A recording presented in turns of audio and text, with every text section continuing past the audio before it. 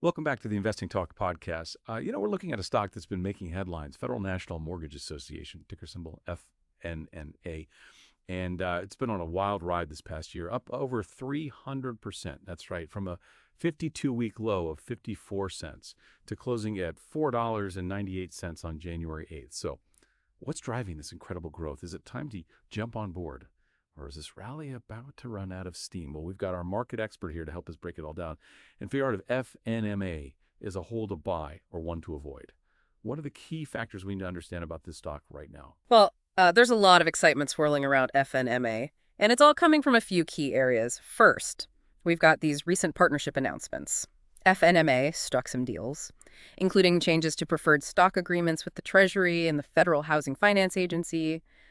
These partnerships, especially the ones focused on expanding affordable housing initiative, seem to have reassured investors about FNMA's commitment to its core mission and its ability to generate revenue even in a volatile market. And then there's the big one, the privatization buzz. FNMA has been under government conservatorship since the 2008 financial crisis, but there's growing speculation that it could be released soon. On January 3rd alone, shares jumped 24.4% on rumors of privatization, reaching highs not seen since 2017. Okay, so these partnerships and the potential for privatization are driving investor optimism. I have to ask, what's the reality check here? Let's start with privatization. What are the chances it actually happens? And what would it mean for investors if it does? That's the million-dollar question, isn't it? Privatization is a complex process with a lot of moving parts. There are regulatory hurdles to clear, political considerations to navigate, and potential legal challenges to overcome. It's not a guaranteed outcome by any means. Right. However, if it does happen, it could be a game changer for FNMA. It would mean greater operational independence, potentially allowing them to pursue more profitable investment strategies and streamline their operations. This could lead to higher earnings, which would be very attractive to investors. So privatization is a big if, but with potentially huge upside. What about the potential downsides? Are there risks investors need to be aware of, even if FNMA does go private? Absolutely. There's the risk that privatization could lead to less government oversight, potentially exposing FNMA to more risk-taking. And there's no guarantee that FNMA will be successful in navigating the market on its own. They've been under government protection for a long time. And a sudden shift to a fully private model could be challenging. So privatization is a big unknown, with both potential rewards and risks. But let's not forget, FNMA is a company with a real business. And they just released their earnings report. What did that tell us? Well, that's where things get a little more complicated. FNMA actually reported a net loss of $14 million in its most recent earnings. Wait, a net loss? But the stock is soaring. How does that make sense? It seems counterintuitive, right? Yes. But investors are looking beyond that headline number. FNMA's operating income, which reflects its core business activities, was actually very strong at $22.47 billion. This suggests that the company is fundamentally sound, and that the net loss might be due to one-time factors or accounting adjustments. So investors are betting on the future potential of FNMA, not just its past performance.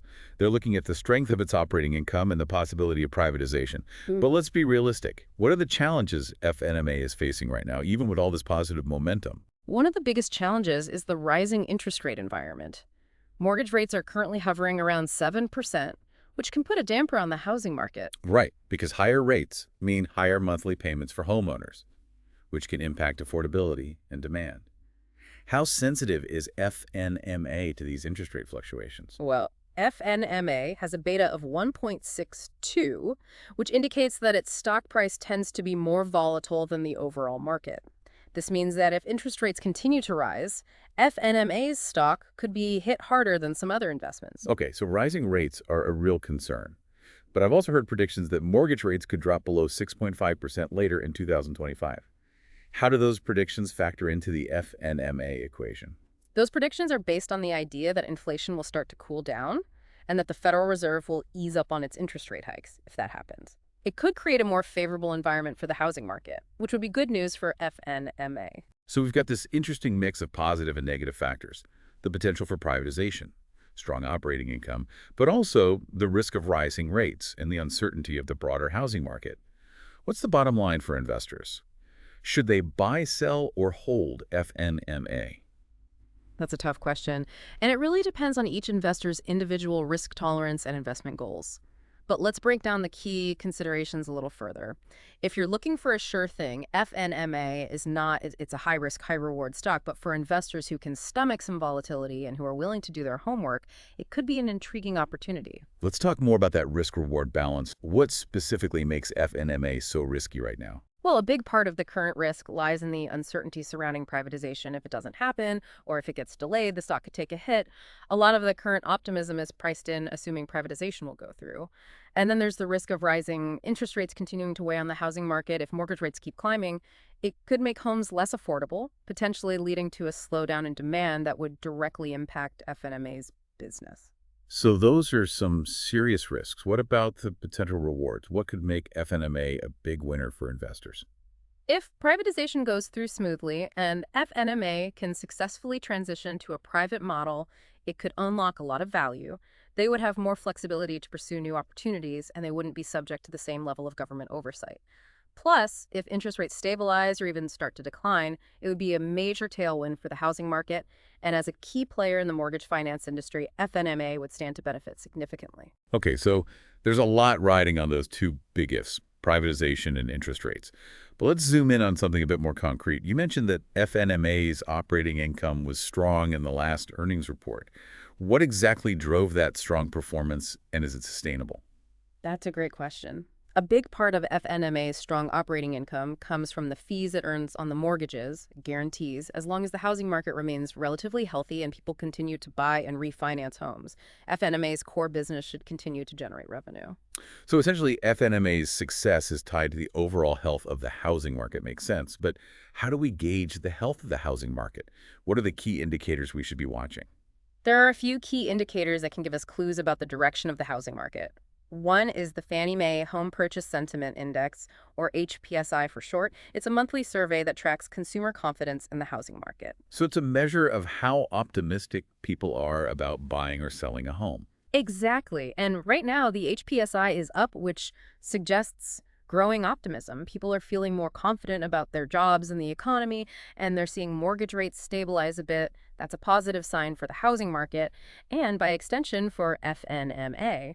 Okay, so consumer sentiment is looking up. What about actual housing market activity? Are we seeing more homes being bought and sold? Well, that's where things get a bit mixed. Existing home sales have been slowing down in recent months, partly due to those higher interest rates we talked about. But there are some signs that new home sales are starting to pick up, which could indicate that the market is starting to adjust to the higher rate environment. It sounds like the housing market is in a bit of a transition phase right now. It definitely is. And that's why it's so important to keep a close eye on the data and to be aware of the various factors that could influence the market's direction. Right, it's all about staying informed and being prepared to adapt as the situation evolves. Speaking of adaptation, I want to bring up something you mentioned earlier. The possibility of FNMA expanding into the non-QM loan market. Can you explain what that means and why it's relevant to our discussion? Sure. Non-QM loans, which stands for non-qualified mortgages, are essentially mortgages that don't meet the strict underwriting standards set by the Consumer Financial Protection Bureau for traditional mortgages. So they're kind of like the alternative lending option for borrowers who don't fit the traditional mold. Exactly. They're often used by self-employed borrowers, people with more complex income streams, or those with less than perfect credit histories. Okay, so why is FNMA considering getting involved in this market? Well, the non-QM market is growing rapidly, and it represents a potential opportunity for FNMA to diversify its business and tap into a new segment of borrowers. But wouldn't that also expose FNMA to more risk? After all, these loans aren't held to the same strict standards as traditional mortgages? That's a valid concern, and that's why it would be crucial for FNMA to carefully assess the risks associated with non-QM loans and to develop appropriate underwriting and risk management strategies they would need to strike a balance between expanding their business and protecting themselves from potential losses. So it's a balancing act. It could be a smart move for FNMA to get involved in this growing market, but they need to proceed with caution. Precisely, it's all about managing risk and maximizing opportunities. Which brings us back to the big question, should investors buy, sell, or hold FNMA? We've covered a lot of ground here. We've talked about the potential of privatization, the risks of rising interest rates, the strength of FNMA's operating income, the mixed signals from the housing market, and the possibility of FNMA expanding into the non-QM loan market. What's your overall assessment? Given all these factors, what's your best advice for investors who are trying to decide what to do with FNMA? Well, it's certainly not a simple decision. There are strong arguments on both sides. On the one hand, FNMA has the potential to be a big winner if privatization goes through, if the housing market remains relatively healthy, and if they can successfully navigate the challenges of operating as a private company. But on the other hand, But on the other hand, there's a lot of uncertainty surrounding those ifs. Privatization is far from a done deal. Interest rates are still a wild card, and the housing market is sending mixed signals. And then there's the added complexity of the non-QM market, which could be both an opportunity and a risk for FNMA. so what's the verdict? Given the complexity of the situation and the high level of uncertainty, I think the most prudent approach for most investors right now is to hold. Hold. Not buy, not sell, but hold. Tell me more about that. Holding allows you to stay in the game without taking on too much risk. At this point, it gives you time to see how these key factors play out. Privatization, interest rates, the housing market. You can monitor the news track, FNMA's earnings reports, and see if their strategy for navigating this environment starts to take shape. Then down the line, you can make a more informed decision about whether to increase your position sell or continue holding. That's a really balanced perspective. It's tempting to get caught up in the hype, especially with a stock that's seen such dramatic growth. But it sounds like a cautious approach is warranted here. Yeah. There are just too many unknowns at this point to make a definitive call. Exactly. And remember, investing is a marathon, not a sprint. Patience and discipline are key. Don't let FOMO or the fear of missing out drive your decisions. Great advice. Now, before we wrap up, I want to touch on one more thing that's been on my mind. We've talked a lot about the potential risks and rewards for FNMA, but what about the bigger picture? What role does FNMA play in the overall economy, and why should investors care about its fate? That's an important question. FNMA, along with its counterpart, Freddie Mac, plays a crucial role in the U.S. housing market. They don't actually make loans directly to borrowers, but they buy mortgages from lenders and package them into securities and sell them to investors. This process helps ensure that lenders have access to funds so they can continue making loans to home buyers. So they're kind of like the behind-the-scenes players that keep the mortgage market flowing smoothly. Exactly, and that has ripple effects throughout the economy. A healthy housing market is essential for economic growth. When people buy homes, it creates demand for construction appliances, furniture, and all sorts of goods and services. So FNMA's health is intertwined with the health of the housing market, which is in turn connected to the overall health of the economy. It's all connected, like we said before. Precisely, and that's why FNMA's fate matters not just for investors, but for anyone who cares about the economy. Its stability and success have implications for all of us. This has been a fascinating discussion. We've covered so much ground. FNMA's recent performance, the drivers behind its growth, the potential for privatization, the risks and rewards for investors, the impact of rising interest rates, and the role FNMA plays in the broader economy. I really appreciate you taking the time to break it all down for us. My pleasure. And to our listeners, we hope you found this episode of Investing Talk Podcast informative. FNMA is a complex story with a lot of moving parts. We've given you a framework for understanding the key factors at play and making informed decisions about your investments. As always, we encourage you to do your own research, stay up to date on the latest developments, and consider seeking advice from a financial professional if you need help navigating this market. And don't forget to subscribe to Investing Talk Podcast for more in-depth discussions on the stocks making headlines.